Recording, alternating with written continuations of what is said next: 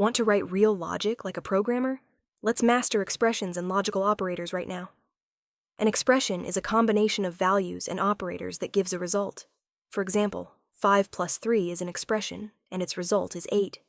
Python has 3 logical operators. The AND operator means both conditions must be true. The OR operator means at least one must be true, and not simply reverses the result. These are the foundation of decision-making in Python. When we write print true and true, the output is true. But print true and false gives false, because and only returns true when both sides are true. When we write print true or false, the output is true, because or needs just one side to be true.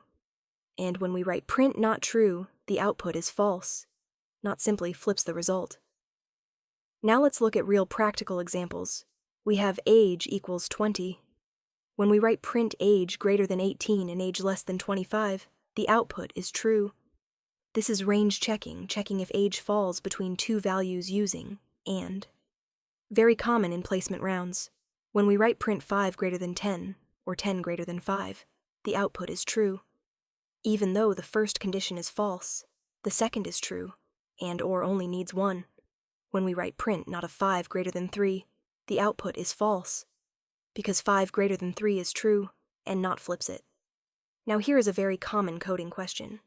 We have num equals 15.